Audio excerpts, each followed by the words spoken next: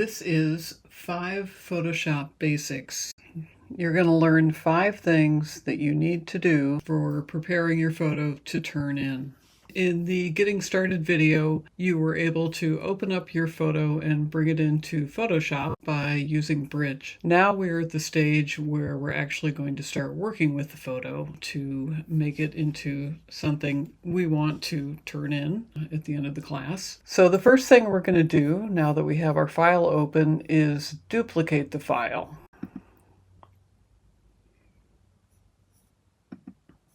So here we are. And we're going to go to Image, and we're going to go to Duplicate in the drop-down menu there. You can give it a name if you want, or you could just put your initials on it, or you can just leave it as is for the moment. So this is a copy. All right, so now both of these photos are up here. If you switched back to this one, you would see the same thing. So basically, when you are working with photos, you don't want to ever copy over the original. That way, if you are working on your photo in Photoshop and you take it way too far, I mean, further than you could even get back to in Revert, this is one of the ways that you can protect yourself so that you have a copy, you have the original file.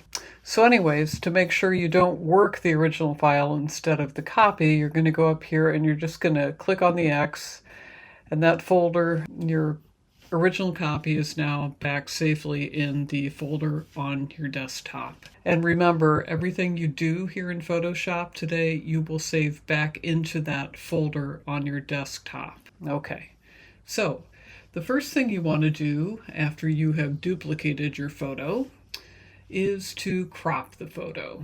So this is your cropping tool right here. And let me just show you this side panel here. These are the tools that you can use in Photoshop. They all have some fun names. You got your magic wand, etc.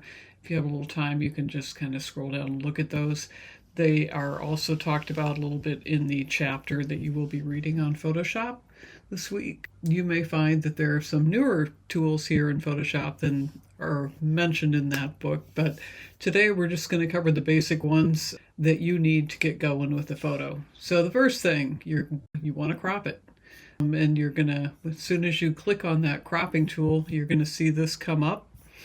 If you drag in from the corners, it should, give you a perfect ratio when you crop it, if you want to do it that way.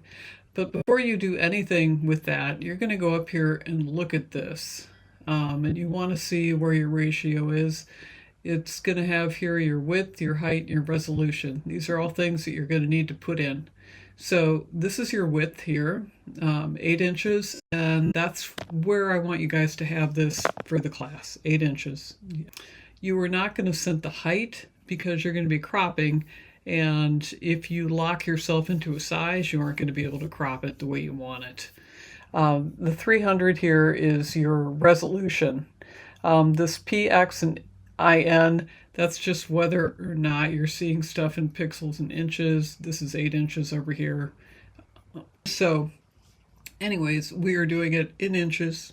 So there you go. So you've got your width, your height, your resolution. You always want this number to be at 300. Okay, that's going to give you a file that's big enough to be used. We're going to crop it. Now, the thing I noticed about this photo when I looked at it on the computer before I brought it in here was that the important action in this photo is right in this area. This up here is very light compared to what's below, so it's quite distracting. So to make this a stronger photo, we can eliminate that. Just crop it out of the picture.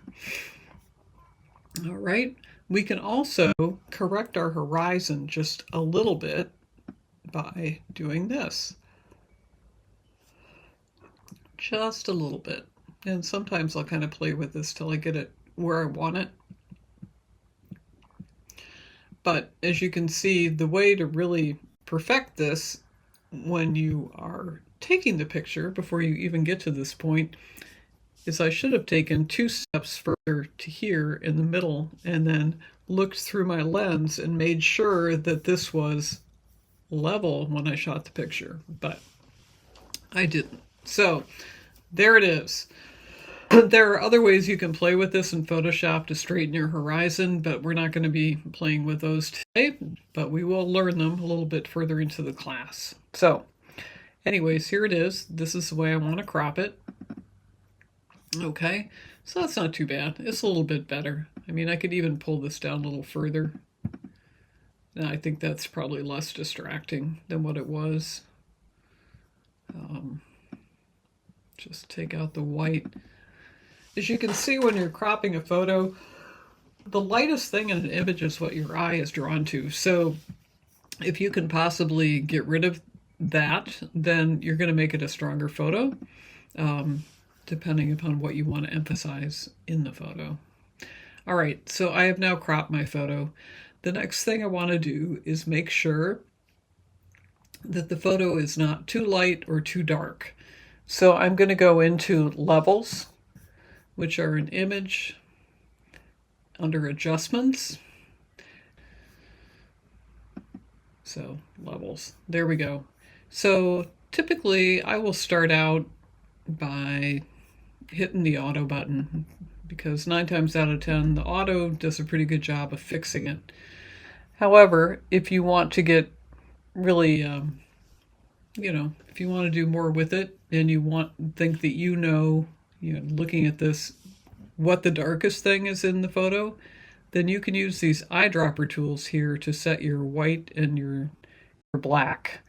And when you do that, the gray tone is going to come in automatically. So if I take this eyedropper, drag it over here, take a reading off his boot, because I think that's probably the darkest thing in the photo. Okay, it doesn't change it much. So that tells you that it was pretty spot on to begin with. If you're going to set the white, you want to look for the whitest thing you can see in that photo. The wall over there is pretty white. It's not totally white, but it's probably as white as what we're going to get. So if we click on that and make that a white, okay, you can see how that changed the color shift. It shifted in the photo. It added more warm tones because the white in that wall is not that white. So I don't really like that. I'm going to undo it. If I want to undo something, I can go up here and do undo. If I'm, if I was on an Apple machine, I would just do an undo in quick keys, which would be Command Z.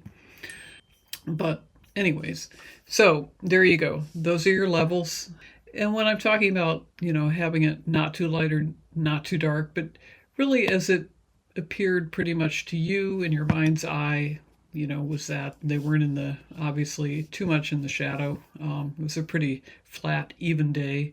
So that looks pretty accurate to me. You want to make sure that your skin tones are not, too green or too blue or anything like that. If you can change your color in the photograph if you need to, and there are times when the light may not be as balanced as it should be. If you're photographing underneath fluorescent lights, it tends to be green. Daylight is blue. Tungsten light, which we're seeing less and less of because we have fluorescent lights now, but that tends to be very yellow. So you can counteract that by adding the opposite color to it. But we'll talk more about that in the next class. I don't want to jump too deep into that today. We've got our colors set the way we want them, and we say OK. And so remember again that if you want to correct your colors in there, you're going to go up to Image, you're going to go to Adjustments, and you're going to go to Levels. There are 2 other ways you can do that. You can do it through curves, and some people like this because it gives you a chart here, a graph basically that you can see, and you can pull this one way or the other, and that's going to add or subtract different colors in there. You can see I just added a little bit more contrast by doing that, and those are gray tones there. This is black and white hues. If I went into RGB, let's say I went into red, that would manipulate my red tones. Green would manipulate the green tones. Blue, manipulate the blue tones. But right now, we're just sticking with RGB. But we will get to the point where you guys can do that if you want to. But that's, not for today. So for now, just remember under image, when you go into adjustments, go to levels. That's probably going to be your easiest way to do it. Start with auto. If you don't think that's accurate, try and use the eyedropper tools here. Set your black, set your white. Do not set the gray, okay? Black or white, there you go. If you want to make it lighter or darker, you can set the grays in here in the middle, okay? Because these are the midtones, these are the bright tones, these are the black tones. So there you go. That's that. Okay, that's looking pretty good. The next thing we would do is look for dust. And this, it's pretty rare these days that you would have dust or crud that would distort part of the photo, but sometimes you get stuff on your lens. Like I'm looking at this right here, and this dot back there, that is definitely a distortion from the lens. That was not there. So it's okay if you have introduced stuff into your photo that wouldn't have been there except it's on your camera lens. You can clean that up. It's like spotting. In the old days, people used to do it by hand, but now we don't have to do that. So what we do is we want to get rid of a spot like that. We're going to use our clone tool. And basically this tool allows you to select an area. So basically I'm going to select an area, and I'm going to do that.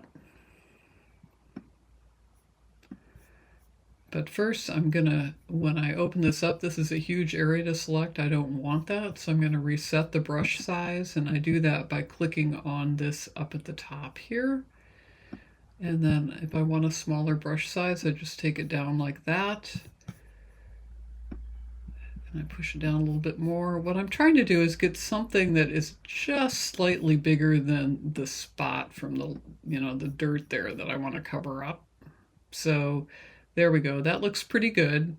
So now I'm going to select an area of color, and I'm doing it on the Mac keyboard by going to Option and then clicking. And then when I drag it over there, you can see it looks like it's gone. So that's a good fit. So then I just click on it and boom, there, it's gone. Sometimes it's worth doing a little, maybe a second little, thing just to smooth it out if you want. Okay, so that's how you eliminate a piece of crud like that. But, a lot of times you have to be really careful and not take out anything that is normally in the photo, especially with editorial photography. You don't want to be changing an image. If you were doing commercial art, if you were doing something for a fashion magazine where they're always touching things up and making them not look quite of this world, then, really going to town on it, that's fine. You can do that. But we're really looking at this from an editorial perspective, and we want this to be real. We don't want it to be fake. We don't want it to be perfect. We want it to be what life is. And so that's what that is. All right, so I've got the photo now to where I like it. I've got rid of my dust spot. I've set my levels. I cropped the photo. I duplicated it to make sure that I had a copy and saved the original back to my folder. So now what I'm going to do is save this back to my folder. So I'm going to do a Save As, which is right here under your File drop-down menu. And I'm going to name it up here. And so now I'm going to use my initials, and I'm going to use today's date. So in my case, it's 7/10/24. And don't use any slashes or dashes in here, or it won't take the file. So that's just the way it is. I'm going to go right down here, and this is going to show me where my folder is basically. So I'm going to the desktop now, and I'm going to look for my folder so I can save it back. So I'm going to scroll down here. And again, this is in alphabetical order. There's my Italy 24 file. I am going to save it. I'm going to say save. Okay. You want to make sure your format is a JPEG. Okay. So when you click on format, there's this drop down button here. Open that up and look at it. Make sure you're saving it as a JPEG. Just like that. Okay. And because I've selected the Italy file, this is now going to save right back into my folder on my desktop. I want the settings on here. The quality should be at least an 8. Okay, you can save it a little bigger if you want. The bigger the file size, the longer it takes to send it if you're going to be uploading these to assignments on in Canvas, so just be aware of that. And it does save as a JPEG again, so here we go. And you just say OK, and now it's going to be saved right back into my folder. So that is how that works. And hopefully this video has helped you to remember how to do these things. And we will get into more complicated steps with tools and such a little further down the road. If you have any questions about this, please feel free to reach out to me. I am happy to talk with you or exchange emails.